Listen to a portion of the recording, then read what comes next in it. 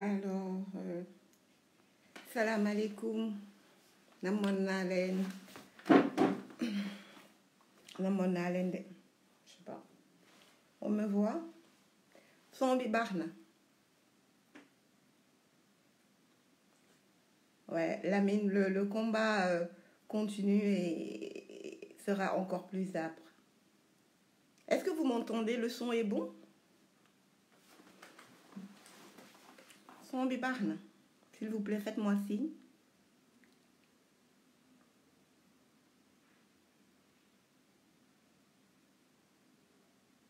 Maman, ça va. Maman Sek, tu peux me faire signe que le son est bon?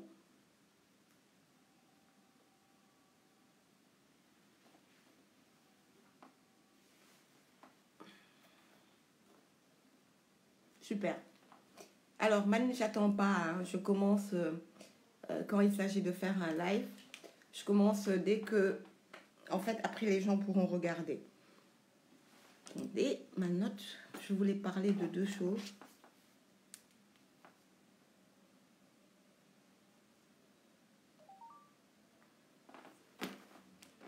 Ok. Je regardais ma note, en fait, de quoi je voulais parler. Comme je vieillis, donc dans ma nar. Le son est faible. Et là, c'est bon? Ok. Alors, nuyu naa leen, chers amis wadistes, karimistes, libéraux, et tout le monde, quoi, tout le monde qui nous regarde, citoyens sénégalais. maa ngi leen di nuyu bu baax, di leen ziar, géejoon nañ defante yi, parce que comme je dis, on avait pris l'option de ne pas parler. C'était une option voulue de notre communication du parti, dans la mesure où tout le monde sait que nous ne sommes pas allés à la présidentielle et c'est totalement assumé. Et le temps nous donne raison, nous a donné raison. Donc, on a choisi de ne pas nous mêler, d'attendre les acteurs qui étaient allés, s'ils vont faire des recours, tout ce qui... Enfin, voir ñoom ñi demoon daal ñu xool nuñ koy defee ñu toog jàpp suñu njàmbur di xool suñu parti nag di travailler à de nouvelles options et pour aller vers les échéances futures. Alors, c'est une option voulue du président lui-même, parce que juste après l'élection à la présidentielle, quand je suis allée, je lui ai dit, voilà, vous avez eu raison, ndax jotul ñu wax ko waxu fichier bi mu ni ma ni ko dañu war a auditer fichier bi dindi auditer ko mu ne ma lu baax ngay auditer mu ne mais jotagul bàyyi leen yeneen ak yeneen dina feeñ ba ñëpp constater bàyyi il faut garder le silence parfois. Il faut savoir garder le silence, c'est une option. Le 3 avril que nous avons décidé de communiquer, parce que j'aimerais rappeler que ne pas aller à une présidentielle, ne pas aller à une élection, le vote n'étant pas obligatoire au Sénégal, ne veut pas dire ne plus participer à la chose politique. Donc le 3 avril, comme il y a le discours, il y avait le... Oui, bien sûr, Aminata. Il y a le discours annuel, enfin, il le fait 2 fois l'an, en fin d'année et à la veille de la fête de l'indépendance. Chaque année, nous allons sur les plateaux. Nous allons sur les plateaux et pour commenter le discours du chef de l'État, d'une part, et également pour donner notre avis sur la conduite de l'État. Nous y sommes allés et avec brio, tous les débatteurs ont été très très bons. Et nous avons dit notre option. Parce que jusque-là, on dit l'opposition, l'opposition. J'aime à rappeler, comme j'ai eu à le faire le 3 avril, qu'il ne s'agit plus d'une opposition, mais de plusieurs oppositions. Nous, on n'est pas allé à l'élection présidentielle. Nous n'allons presque plus aux réunions, nous n'y allons plus du tout du C25, parce que simplement, nous jugeons que nous avons raison et que nous n'avons pas été écoutés. Et ce qui avait été décidé au sein du C25 n'a pas été appliqué, ce qui a ramené Macky Sall au pouvoir. Parce que si ça avait été appliqué, il est évident qu'aujourd'hui, on serait en train de parler de transition ou de refaire une élection avec tous les participants. Donc, Ningi Nopi, président Wade Mingi Teroubi, mais Taïli Tarmagnon depuis une semaine, je trouve que c'est abusé. On dit qu'il serait malade, isolé par Madame Viviane Wade, cette pauvre dame. Et que, voilà quoi, on dit du n'importe quoi, de Fotokou, de folie, bedem la sortie de Amadou Sall, du grand jury. Donc je me permets très très clairement, et là, je le dis en tant que responsable du PDS et porte-parole adjoint de ce parti, le président Wade n'a absolument rien. Je n'ai jamais vu, par ailleurs, Machallah Samalami, aussi en forme. Il est tout. C'est peut-être le fait de se reposer. Maniko, vous êtes tout beau, tout truc et tout. On est là, santé au top. Le cerveau fonctionne à 100 à l'heure. Et il fait ses consultations. Il consulte les gens parce qu'on va à des tournants, c'est-à-dire qui sont inclusifs, qui regardent le parti. Et c'est pas à moi d'annoncer. Ce sera à lui de le faire, ou à son coordonnateur, ou alors à sa communication. Mais Mandouma dit tout, donc des réflexions très poussées sur le PDS, ce qu'il y a lieu de faire très prochainement, etc. Également, nous avons parlé avec la communication du dialogue de Macky Sall. Ce que nous avons dit est très très clair. Pour le dialogue, nous n'avons jamais dit que nous n'irons pas au dialogue. Nous n'avons pas dit que nous irons. Ce que nous disons aujourd'hui, c'est que nous faut que nous ramenions les termes de référence. C'est quoi les termes de référence de ce dialogue? Il faut bien qu'on ait les TDR et que ce soit une adresse écrite à notre secrétaire général national, comme ça c'est toujours fait dans les républiques organisées. Le secrétaire général national s'appelle Abdoulaye Wade et je crois que le siège du PDS est connu de tous les Sénégalais, il est sur la VDN. Voilà ce que nous avons dit. Et à ce moment-là, également, nous avons notre mot à dire. Les TDR reçus, ils seront étudiés et nous également, nous pourrons répondre.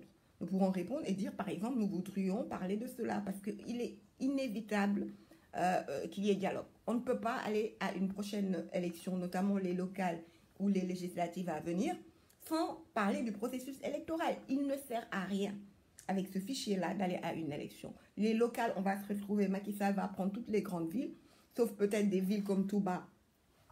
Et encore, il va se donner les moyens de renforcer Touba. Et je l'ai prouvé ici. La cartographie électorale, Bob Ablaye Wade, waxagul laa ni bu kenn dem élection parce que cartographie électorale boo demee xool fu mel ni ñu yokk ay 200 000 nit par zone te 200 000 noonu yëpp ci gafakam Macky Sall la dugg nga dem fu mel ni Fouta ni ñu yokk ci ni j'avais fait le live et sur ma page démontrer que ce fichier, cette cartographie électorale, c'est de la triche, c'est des gens qui n'existent pas, virtuels, qui sont dans le fichier ou des gens qui votent 2 fois. Ça ne sert absolument à rien d'aller à une élection dans ces conditions. Là, les locales, c'est pour décembre. Il est inutile d'y aller. Et je pense que le PDS a frappé un grand coup. Par le fait de ne pas y aller et de dénoncer ce recul démocratique, parce que depuis le code consensuel, nous n'avions plus ce genre de problème, et qu'il est nécessaire aujourd'hui. Il ne faut pas laisser la brèche à Macky Sall en disant, nous, le PDS, nous sommes là, nous sommes un parti sérieux, nous ne sommes pas là pour faire du faire-valoir comme certains candidats ou pour exister médiatiquement. Nous sommes là pour conquérir le pouvoir. Nous voulons la place de Macky Sall. Et dans ces conditions-là, le processus électoral est important pour nous. Il faut que nous voyions ce qu'il y a dans ce processus et que les conditions soient réunies pour que nous allions vers une élection où nous sommes sûrs de gagner les localités ou au moins nos fiefs. Madame, dem élection, gagner. Mais ça ne sert à rien de faire... nous avons passé l'âge, je pense au PDS, de faire des barreaux d'honneur. Oui, j'ai participé. Non, non, non. Comme nos classes, classe, nous, on va en classe pour être premier, pour être deuxième, pour prendre le prix d'excellence. On ne va pas en classe pour être juste là, le bonnet d'âne. Donc, nous n'avons pas les mêmes intérêts que certains opposants. Nous voulons la place de Macky Sall. Et dans ces conditions-là, il ne faut pas laisser une brèche, à mon sens, une brèche à Macky Sall, parce qu'on a saisi la communauté internationale. Le président va de là où il est, vous croyez qu'il est là, tranquille, il se promène, il est... Non, non, non. Il travaille énormément donc sur le parti, mais il travaille également sur l'avenir de ce pays-là. Parce que voilà un homme qui s'est battu 26 ans, réussit quelque chose, c'est-à-dire nous sommes le seul pays, nous, pratiquement en Afrique francophone, à avoir eu ce que nous avons eu, c'est-à-dire un code consensuel, des élections démocratiques et tout. Frère, 26 ans, c'est les 26 ans de lutte de Abdoulaye Wade, consolidés qu'aux 12 ans, il n'était plus question de parler de fichiers, de processus électoral. C'est ça que Macky Sall a changé. C'est là qu'il nous ramène vers les élections de 78, 83, etc. Et c'est inacceptable pour une démocratie. Donc, il n'est pas question qu'aujourd'hui, Macky Sall dit j'appelle au dialogue. La communauté internationale, et que nous, on dit on n'y va pas, et qu'il ait encore une porte pour dire ah bah oui, j'ai appelé, ils ne sont pas venus, moi je vais à mes élections. C'est l'erreur à ne pas commettre. Tout à fait. C'est l'erreur à ne pas commettre. Et quoi qu'on dise, dialoguer ne veut en rien dire aujourd'hui compromission. Et moi, personnellement, je le dis et je le dis haut et fort, on ne peut pas dialoguer aujourd'hui, on ne peut pas nous envoyer des termes de référence, dialoguer sans qu'on parle du premier et seul déporté politique, Gannaaw de l'histoire du Sénégal. Gannaaw ñun ñi ñu xamoon exilé politique ndeysaan mooy suñu mag yu baax yooyu mooy Cheikh Amadou Bamba di ñaan yàlla taas ñu ci barkeem ñooñu la tubaab bi colon bi ba mu doon xeex ñoom la ñu dañ ko exilé politique musuñu ko gis. metti woon na Senghor Ablaye Wade Abdou Diouf metti woon na Wade aujourd'hui les socialistes metti woon na mais kenn il n'est jamais venu à l'esprit d'exiler. C'est de la déportation pure et simple d'un Sénégalais. Et aujourd'hui, le Comité des droits de l'homme des Nations Unies va faire sa revue. Elle va venir très prochainement au Sénégal pour voir si ces décisions sont respectées par l'État du Sénégal. Madame, elle a demandé, le comité a demandé que le Sénégal, d'ailleurs, qui je pense il siège dans un truc comme ça, où respecte les droits de Karim Wade, notamment en révisant le procès, ou alors en se débrouillant pour le rendre dans ses droits. C'est-à-dire, et reconnaître, parce que c'est nul et non avenu, tout ce qui est issu de la CREI. Le CREI Bahoul, l'intumenti jugé Bahoul, l'autre le noir sur blanc, donc ils ont le choix faire comme si ça n'existait pas ou de reprendre le procès. Maintenant, ça, c'est un débat. Il y a beaucoup de gens qui disent qu'ils veulent un procès. Moi, je dis, écoutez, qu'on ne nous embête pas, que Macky Sall se débrouille, fasse comme Biya ou whatever, ou les grands dictateurs qui se débrouillent. Mais moi, ce qui importe pour moi, c'est qu'aujourd'hui, les droits de Karim Wade soient respectés et qu'il rentre dans ses droits, qu'il redevienne blanc comme neige. Qu'il redevienne blanc comme neige. C'est-à-dire que ça ne va pas arranger certains opposants. C'est peut-être pour ça qu'ils nous disent, qu'ils pensent que si on dialogue, nous, il est évident qu'on va poser nos conditions. Mais qu'ils parlent pour eux et qu'ils ne parlent pas au nom de l'opposition. Parce que l'opposition, elle est multiple, elle est pas... Et de toute façon, on le sait tous, Macky Sall, il n'en a rien à cirer des autres. Il n'a pas envie... Allez-y tous dialoguer. Si le PDS n'y va pas, il n'y aura pas de dialogue. Macky n'est pas intéressé. Il veut dialoguer avec le PDS. Pourquoi il veut dialoguer avec le PDS? Parce que Macky Sall, Khamnani, Taïji, ñoo ci mën këpp kaane li ñu bëggoon def ci élection présidentielle yi buñ ko defoon Macky a eu chaud parce que ku ne yónnee na ko pour pas bi bàyyi xam na ni c'était chaud man ñun bokk am nañ capacité au moins de résistance et de lui mettre les bâtons dans les roues. Il sait qu'il ne peut plus aller à des élections. Le PDS ne peut pas rester indéfiniment à dire je ne vais plus à des élections et à le dénoncer parce que ça va amener quoi? Que des marches, des manifestations. Donc, il faut qu'aujourd'hui, qu'il dialogue sur certaines questions. il faut absolument que cette marche importante de la société puisse participer au jeu électoral et il le comprend. Donc, il veut aujourd'hui que nous parlions. Mais ça, c'est mon avis.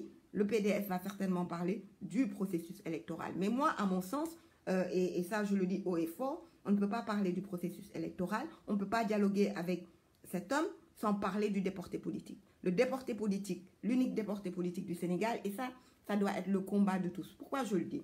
Quand on nous combattait, tous ces partis d'opposition, ils se moquaient de nous. On a eu 78 emprisonnements, on nous arrêtait, lacrymogène, on avait le droit de rien, permanence, presque vitrier, dañ ko doon changer régulièrement, dañu doon lacrymogène ba ci biir permanence. Personne ne dénonçait, personne. Et c'est dans ces conditions douloureuses, tëj compte nit ñi, ñu ñuy couper ay ndox, rappelez-vous, il y a des moments, même la presse se moquait de nous, le PDS n'a pas d'eau dans sa permanence. Vous voyez à quel... Et ils ne savaient pas que c'est musiba la que ñooñu ñëpp ñun mën nañ ko résister ku résister Senghor Abdou Diouf mën nañ ko muñ day metti rek mais dinañ taxaw parce que PDS buñ boo daggee benn bopp fukk génnaat te ni ñu ne Wade tëggee partem dafa am assise boo xamante ni qu'il pleuve qu'il neige man mais bu ñu ma defoon candidat PDS am na 25% Wade ne na fi mooy sama candidat am na 25% électorat ci fichier bu normal boo xam ne dina ko voter. C'est comme ça nga bëgg nga bañ que tu détestes le PDS parce que depuis que vous pronostiquez la mort du PDS, moi depuis que je suis jeune je me rappelle de gros titres à l'époque, bon bah, je savais pas trop ce que c'était et tout, le PDS est fini, xawma lan débauche tous les Jean Collin xawma tu le une comme ça à l'époque et des dessins du Canard enchaîné qui disaient c'était la même chose. J'entendais cela quand j'étais étudiante, j'étais à l'étranger, j'entendais PDS dire ne du mës a ñëw au pouvoir. Wade était resté 2 ans sans parler, quasiment presque en exil le truc. ñu naan Wade du ñëwati mi ngi mel ni tey ci man ñu ñëwati nekk pouvoir nit ñi di dem ñii di gedd ñu naan PDS jeex na ñu daanu pouvoir. Je me rappelle ndeysaan sama gars yi am na sax ñoo xam ne sama xarit lañu tey dañ ma doon reetaan naan ñu topp parti bu daanu bi. On en a vécu ñuy dal suñu kaw ñu ne duñu am dara législative yi moom ils vont être humiliés. On est parti seul se peser. Qui a le courage de le faire? Seul, dans des conditions où il y a 35 ministres, 33 et dem nañ Bara Gaye nuyu naa la yaay gor yaa fa def yow Oumar Sarr, Amadou Sall. Je crois comme ceux qui étaient... Amadou Sall n'était pas dans le dernier gouvernement, il était porte-parole. Yéen a fa def comme ministre. Conseillers ruraux yi ñëpp a dem bàyyi PDS ñëpp. Loolu moo indi d'ailleurs la promotion c'est tant mieux d'une génération qui se retrouve en Karim. Loolu ko indi une nouvelle génération qui était là. Je me rappelle quand on faisait nos réunions chez les cadres, je me rappelle ndeysaan ñu defet bi président cadre bi ne moom day dem moom moo amee Sarr mu ne day dem parce que Macky Sall xaritam la mënul opposé wu ak Macky Sall démissionné ndeysaan nag bureau Lamine Thiam questeur ñu teg chaise yi ndeysaan salle bi du am dara. Cadre yi nga xam ni man bi ma demoon seen dernier kii fii teeru bi salle bi gën a mag teeru ba mu fees cadre PDS gisati kenn ñu nekkoon 8 xawma 9 di réunion bu ñu génnee communiqué le PDS def grand titre yi ndekete 9 duñu mat sax 9 personnes yu ko bind. Petit à petit nit ñi di gisaat ñuy jug di jug Aziz Diop taxaw ñu defaat ñu def loolu pour quelle dynamique pour le PDS def ce grand séminaire boobu nag moo indiwaat ñi toogoon ñi kii woon ñëpp ñëwaat PDS xalu ndoom la. Donc, il est fini ce parti. On est allé aux législatives, on a eu 350 000 voix, seuls, 100 personnes. Abdoulaye Wade avait libéré tous ses alliés. Rappelez-vous, nous dem local, on monte à 500 000, etc., etc. Et depuis des élections irrégulières, n'empêche, regardez le nombre de voix que nous avons. Les inscriptions sont biaisées, etc. Conditions yoy donc, lola bëggoon wax mané ñun il faut que c'est mon avis il faut que nous puissions parler du processus électoral. Faut pas laisser le jeu à Macky Sall. Je vous parle vous karimistes libéraux. Faut pas laisser le terrain de jeu tout seul qui s'amuse hein. Après mu mun a taxaw ne woo naa leen ñëwuñu dem local yi jot nag ndeysaan ñëpp dem kenn du gagné mu jël kii yëpp ville yëpp loolu buñ ko nangu. Et dans l'opposition bien sûr comme j'aime à dire nous sommes entourés c'est ça ce qui est plus douloureux pour le PDS, c'est que nous sommes entourés de nos ennemis. Donc aujourd'hui, on a des ennemis dans l'opposition qui sont bien contents parce qu'ils savent que nous allons poser le problème de notre déporté politique. Nous allons poser le problème du respect du truc du comité des droits de l'homme des Nations Unies qui exige et qui va faire sa revue annuelle, qui va venir au Sénégal. Rappelez-vous, même Ismaïla Madior Fall avait répondu et a dit, c'était genre après les élections, nous allons respecter le Sénégal compte respecter la décision du comité des droits de l'homme, qui a un caractère quand même assez important. La victoire énorme là. Légui nak man nekkuma ci débat, man damay politique, damay réel politique, man dama bëgg Karim Wade fallu 2024. Sen tiaxan yi man nekkuma ci. Ay Macky da koy amnistie, Macky da koy def li, PDS dafa dil, j'en ai rien à cirer. Moi, ce que je veux, mon candidat, je juge et je me tue à le dire, je le soutiens parce que je suis convaincue qu'il n'a pas pris un franc des Sénégalais. Je suis convaincue que la CREI a cherché partout et est venu nous dire que Karim Wade n'est pas poursuivi pour corruption ni pour détournement de deniers publics. Il a eu des quitus de bonne gestion durant ses ministères et j'ai vu ce qu'il a eu à faire. Moi, je dis quelque part, sans Karim Wade, je ne suis pas sûre que le président Wade aurait vu sa vision nous exercer. Il allait mobiliser les fonds. Il était là. Li Pape Alé Niang dégg naa ko mu wax ne Ablaye Wade ay waay lii la xamoon xëy na moo taxoon mu ngoy ci doom ji parce que kon naroon na ñaaw daal doom ji a utilisé ses portefeuilles personnels dem wóori xaalis fu ne pour papam am ndam. Man dama gis Karim laa faral dama bëgg mu falu pour que Sénégal du ñu toogati wax yu sew yi génne te ñu bi ñu tuddal fast track bu tayee ñu ne ñu Puma PUDC suba ñu ne Nike gannaaw suba Adidas bi pas fast tracking xawma fast track dañ ñu indil un truc, ils prennent des termes qu'ils entendent voilà quoi un peu partout. Moi j'en ai marre hein, des bourses familiales de 100 francs le truc. Moi je veux que Karim Wade vienne, s'inspire des Émirats comme il avait commencé, nous ramène les pétrodollars. C'est lui qui avait relancé lors de son ministère, c'est lui qui a relancé les explorations pétrolières ba pétrole feeñ fi.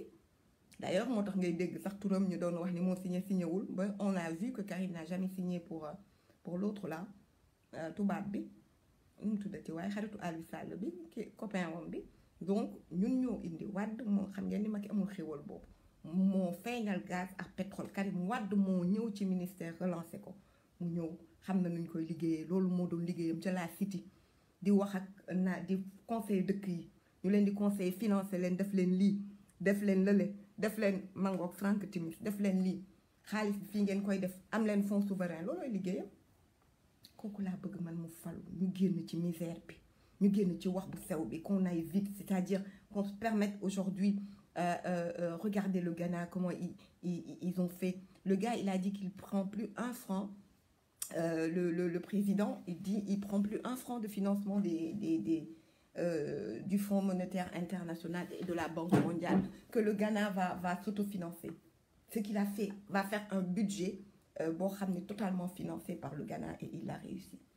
Man nak ñooñu ñëpp ñun ñoo leen ni ñoom la ñu meloon Ablaye Wade xalam demoon bay neex bu mu dog ñu indi ñu kii aspect bu mu am sax li muy def ñu naan am na bilan Karim Wade la man loolu laa bëgg. Donc vous, votre débat, le débat, j'en appelle aux karimistes et aux libéraux.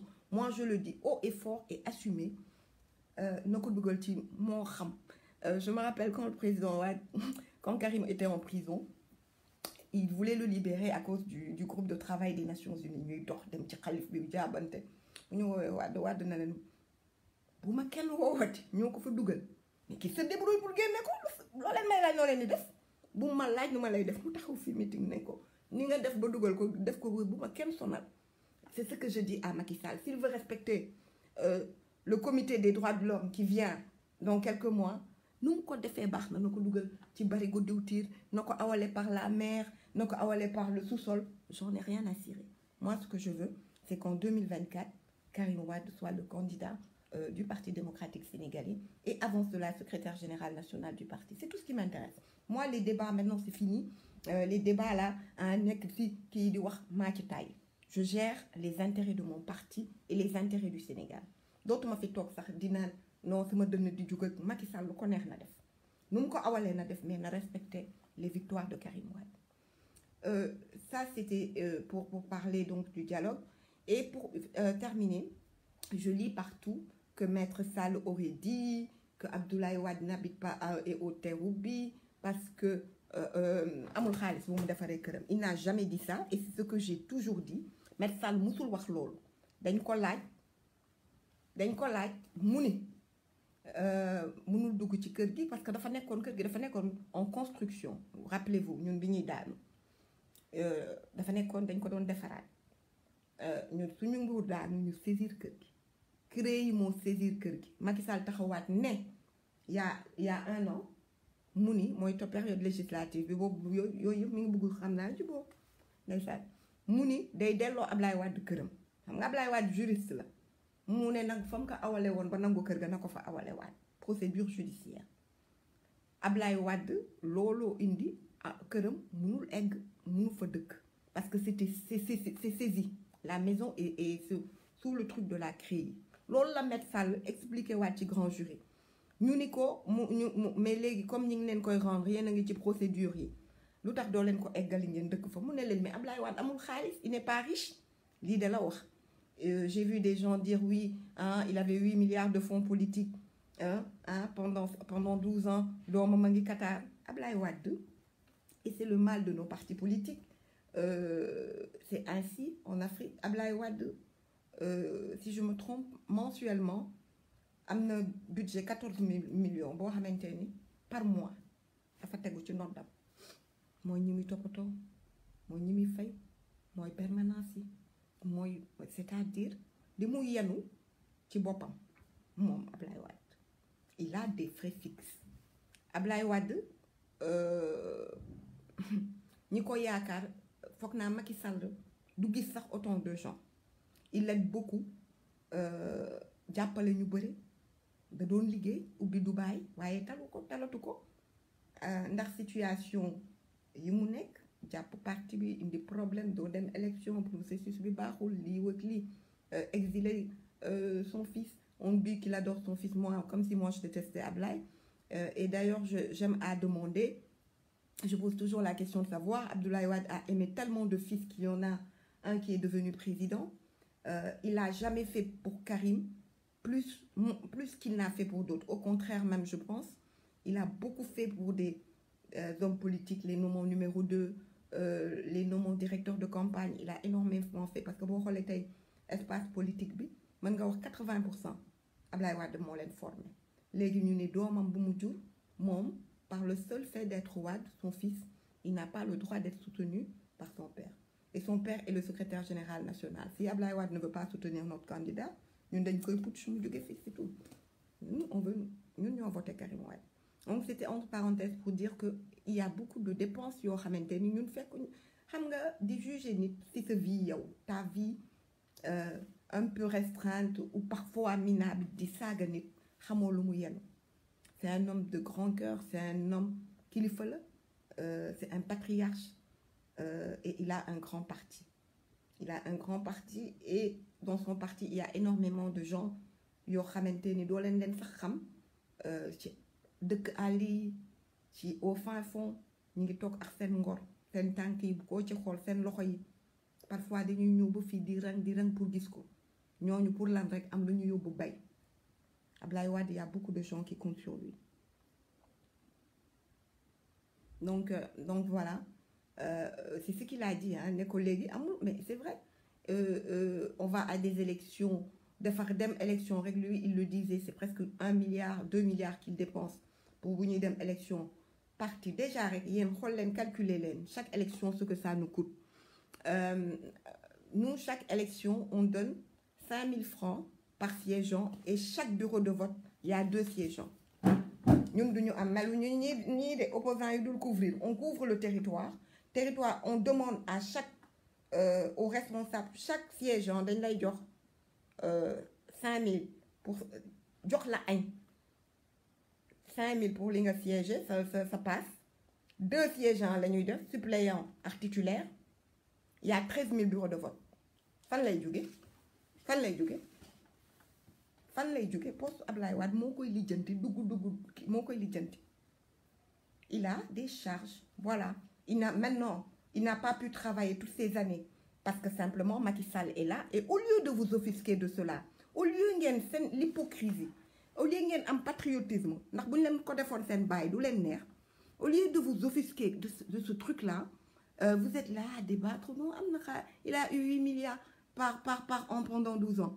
Abdoulaye Wade, quand il était ici, c'est vous-même, les mêmes qui disent, qui est là en train de dire il avait 8 milliards. Yéen donc Abdoulaye Wade dafa yàq xaalis day may xaalis bi ah joxuñu ko fonds politique yi pour mu koy distribuer yéen a ko doon wax de.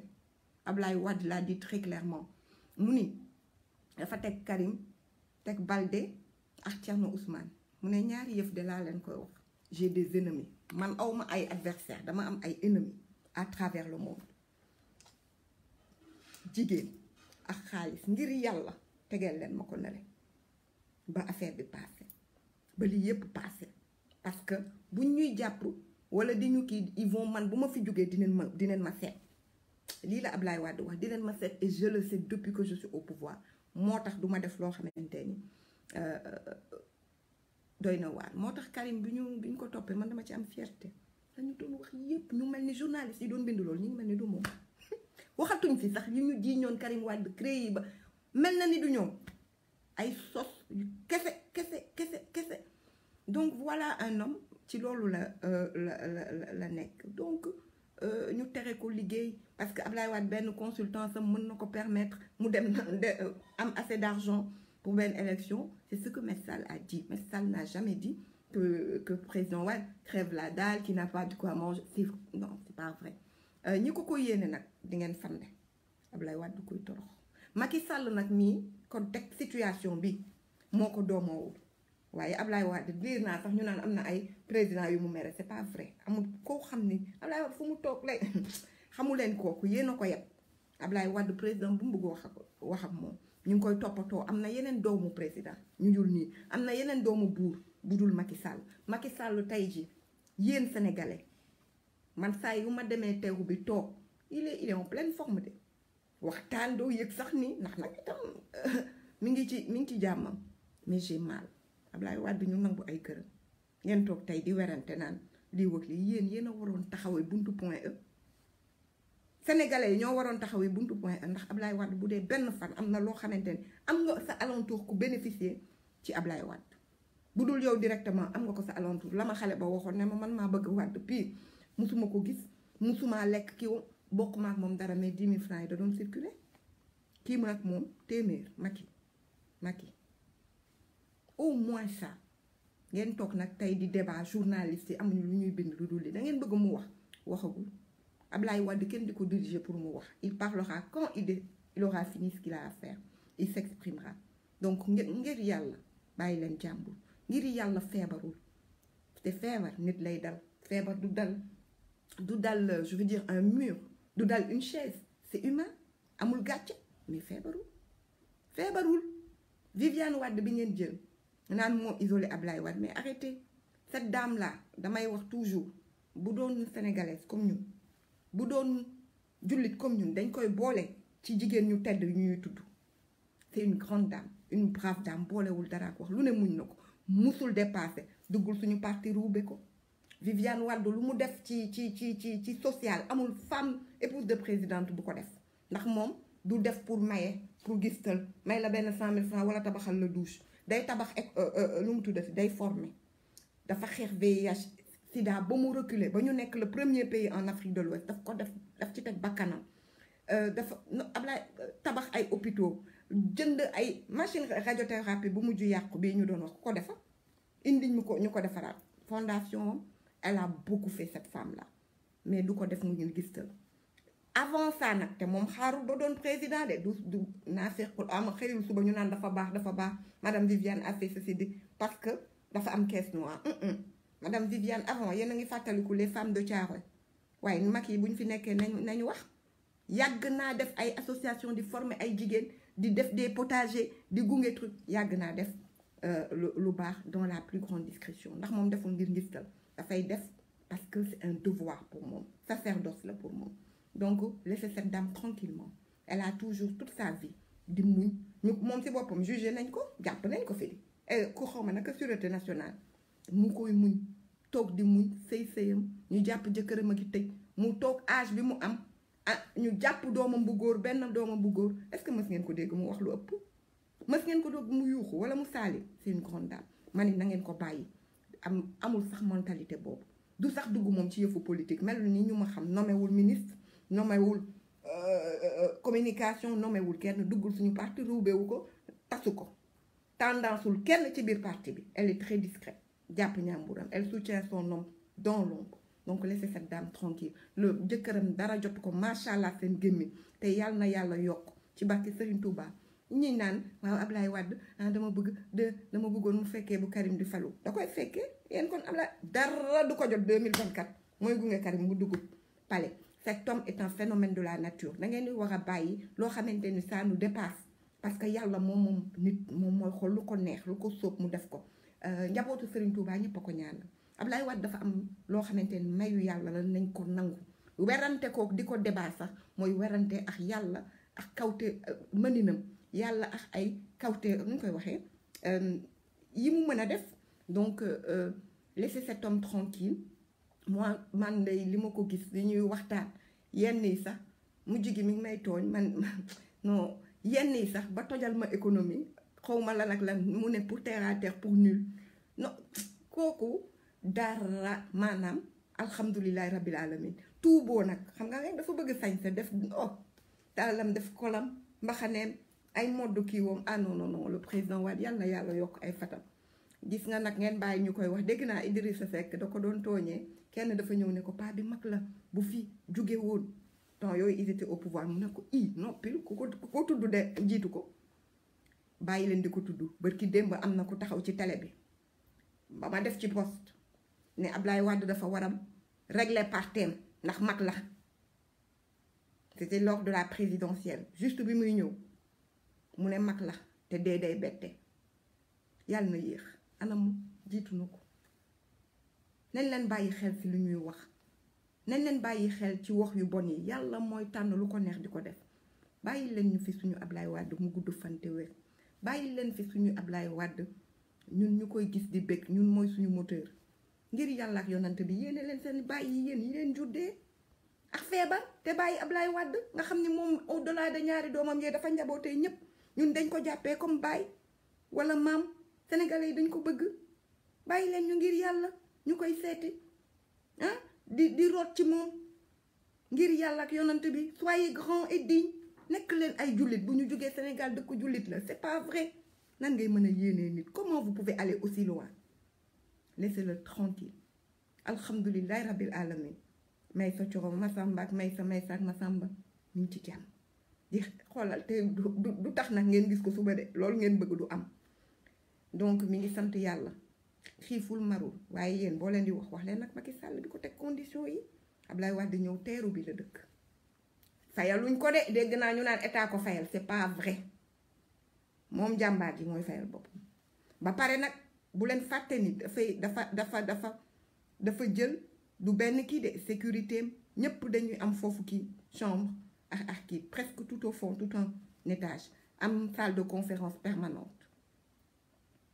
ñu dem añi lagon rek ñu ne day tuxu lagon ba bind ne la teeru bi ne veut plus de Ablaye Wade la teeru bi de xam naa ne ay góor leen te ñun dañu civilisé sax nee na ndax aller et venue yi teeru bi loolu da leen jaaxal muy un grand hôtel di jot lu ne ñoom ñooñu ñëpp dañu war a Radisson mais Yérim Sow moom sax nga xam ne pro Macky la xaw ma dañu war a gërëm Ablaye Wade ndax ci annonce bi la ñu tabax loolu yëpp Ablaye Wade ne il ne veut plus des hôtels petits hôtels il veut des hôtels de luxe ndax il veut pas de tourisme sac à dos il veut du tourisme d'affaires Massamba ak Maysa yooyu yëpp ci annonce bi la juddoo xanaa sax bu dul dara loolu mu toog foofu ñun dañu civilisé demuñu fa jaabante wala jonkan fa ku mu woowul doo fa dem doo fay def ku mu wooluwul looy dem di def foofu naan vous êtes méchant naan teew bi ñoo ko génne dafa dem lagon alors qu'il était allé déjeuner wu lagon dem doxantoog soxnaam dem def añam lu ne ngeen bind ko yéen a bon laissez le président Wade tranquille ngeen ñaan ñun ñu ngi koy ñaanal gudd fan ak wér loolu laa bëggoon wax di ñaan yàlla 2024 mu def ko baxaam yooyu muy def def col bu weex beeg mbaxane bi gunge Karim Meïssa Wade mu dugg palais. Donc voilà, et Maître Sall n'a jamais dit ce que la presse dem leen déglu audio bi li mu wax il n'habite pas là-bas parce que amul lu mu terminé kër gi dañ ko saisiroon depuis 2013 la maison était saisie 2002 kañ lañ dem législative la Macky Sall yónnee boobu bëgg na juboo naan dama koy delloo dama bëgg réparer dama koy delloo sama këram mu ne xam nga paa bi day bañ ba dee moo tax man bu ma jéggee nit ñi naan PDS day dil ak day kii ñun boobu ba léegi ñun ñuy jin dil boo xam musuñoo dile ñun buñ doon dile dinañ am 70 emprisonnement waaw yéen ñun buñ doon dile dinañ ni Macky Sall bu mu dem élection nañ bloqué élection yi nañ tëgg raas ci dëkk bi ba nga xamante ne fii élection du fi am nañ ko tëggal raas ñu àndandoo opposition bi bay ne ñoom dañuy dem ñun boo leen demul ñun dañuy dem bu ñu kenn emmerdé bu ñu kenn tere voté yéen a ko fi doon wax ngeen dem Macky bàcc leen ngeen bëgg ñoo tànqal Ablaye Wade boobu ba léegi di subir lu muy subir dëkk hôtel Abdou Diouf bu ñëwee ñu koy jox fii lañ koy jox këru xaw ma Petit Palais xaw ma Ablaye Wade toog na 2 ans daanu na 2 ans ñuy fay Abdou Diouf ay droit Ablaye Wade duñ ko fay ay droit xamoon ngeen nu muy dundee mu koy muñ Ablaye Wade bu muy génn palais daf koy wax répété ko te li muy wax ne man mag laa da ngay gën jege yàlla benn âge mu ne 700 000 moo nekk sama poche mu ne man lu ma am jox naa ko Sénégalais mu ne lu ma am ndax man jomm naa nit ñëw set si man jógee sa kër ne man président de la république laay dem audience ñëw ba ci man di ñibbi doo yóbbu loo xamante ni di nga ci mën a liggéey wala sa communauté dinañ ci mën a am dara mu ne ma c'est de la redistribution mu ne ma ñi jàngul économie ñoo naan Ablaye Wade day pasaree xaalis redistribution la parce que réew mi ni mu tëddee amuñu mécanisme économique yoo xamante ni dina permettre par exemple le RMiste mun a am un certain niveau de vie foog ñu entraider créer des PME nit boo ko mayee 10 millions passe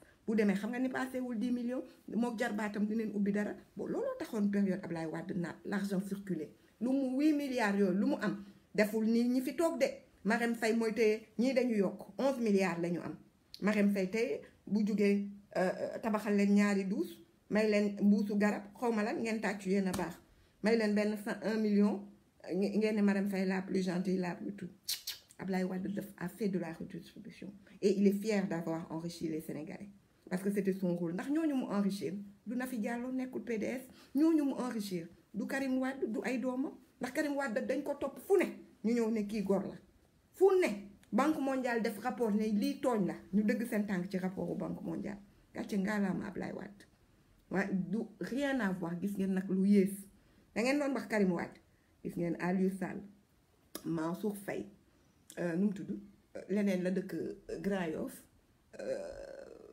ñoom daal ñu ngi noonu Faye Sall régime gis ngeen lu yées te waxu leen ko fii kan moo bokkul ci ñoom pratiquement amatu au moins sous le président Wade on voyait les investisseurs on voyait les petites entreprises les petites dara amatu fi le patronat sénégalais se porte mal tout est donné à la France léegi kooku waroon ngeen rus tey amul kër ngeen di naan non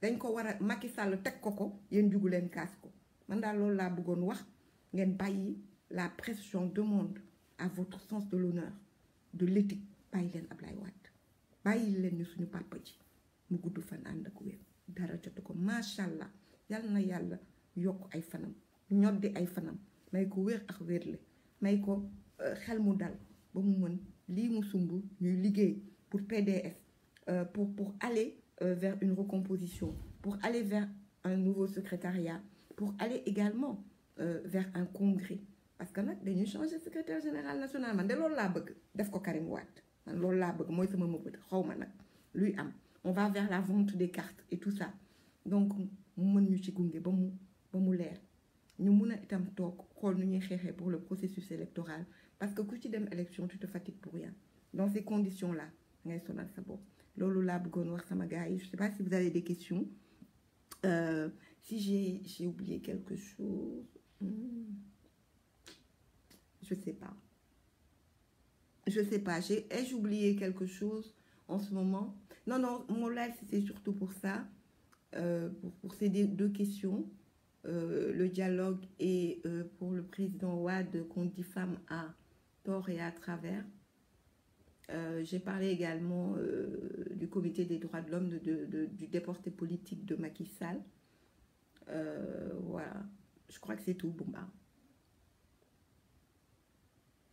Waaw Mourtala Karim rek 5 ans dafa yàgg day dara ci dans la vie dañuy dem local législative présidentielle jotaat gannaaw suba la jege na ba pare Karim 2024 ma bëgg nag yéen ñëpp ngeen def hashtag boobu kuy karimiste loo bind boo bindee j'ai mal à la tête sax bindal ci suuf Karim 2024 qu'on voit les karimistes à perte de vue sur les réseaux sociaux donc ak Karim secrétaire SGNPDS loolu bëgg naa mu nekk loo xamante ni hashtag permanent lay doon pour tous les karimistes, les libéraux, pour tous qui veulent la relève, parce que la relève c'est Karim, à mon avis. Donc tous les karimistes, lolo def len hashtag bobo, lolo len posté, ce sera un soutien à notre frère, ce sera un soutien à notre futur président. Et donc voilà, ziar na len yeen ñep, nuyu na len yeen ñep. Temps il dit bon, je suis fatiguée, je suis dans d'autres affaires, dans beaucoup de choses à la fois. Aller-retour, voilà quoi. Donc très fatigué, la vie wagneco. Et puis il n'y avait pas grand chose à dire, hein, c'est pas tout le temps qu'on bavarde. Quand il faut se taire, il faut se taire. Quand le chef dit de se taire, tout le monde se tait. Et quand il dit, tout le monde est au garde à vous. Et quand il dit voilà, quand il met les axes sur place, on en parle. Maintenant, les axes à lui, je ne les ai pas donnés, mais j'ai donné mon avis sur certaines questions. Parce que lui, c'est en dernier recours, bien sûr, qui prendra une décision sur ces questions-là, au sein d'un comité directeur avec qui il aura discuté, avec la direction, mais également avec les militantes et militants. Étant un démocrate dans l'âme, il va consulter, il va discuter avec les gens pour cela, mais moi, j'ai donné mes points de vue sur ces questions-là. Donc, je souhaite à toutes et à tous une excellente semaine. Na ñëpp am jàmm, na xéwal yi bëri. Ce sera difficile avec ce régime incompétent, il n'y a pas d'argent, les gens sont fatigués. Mais bon, nañ ñaan yàlla rek yàlla baax na nañ góorgóorlu takk sër yi takk tubéy yi on veut le meilleur pour notre pays. Ñu commencé ñu bañ a bàyyi liggéey bi nañ karimiste yi nañ dem di gën a xóotal pare marée humaine yi léegi mu commencé waat xool carte yi électeurs yi li si des ñu bàyyi ko ak direction parti bi nañ continuer maaye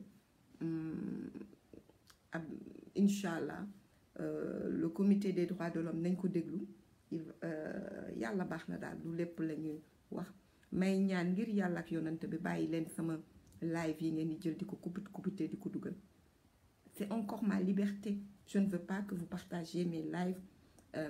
Quand j'ai envie de parler, je vais sur les plateaux où je vais faire des interviews. J'accorde des interviews à ceux qui me demandent. Et on m'en demande. Dieu sait qu'on m'en demande régulièrement. Je leur accorde. Et je suis plus formelle. Parce que là, ce sera carrément la parole d'une responsable du parti. À ce titre-là, je parle pour un parti, pour le président. Là, c'est ma page personnelle avec mes amis. Je donne des avis sur la situation politique. Donc, c'est pas le président Wade qui a parlé. C'est pas Karim Wade qui a parlé. C'est ni le président, mais je m'offusque des fake news et des attaques contre le président Wade. Et je pense qu'il fallait remettre les choses à l'endroit et également rassurer les responsables, les militantes et militants. Ñun li ñu nekk dañ ko gëm ñun Ablaye Wade foowee wuñ ko café wuñ ko. Donc voilà, en gros, et à bientôt pour d'autres lives. Très bonne semaine. Je vous embrasse et à bientôt.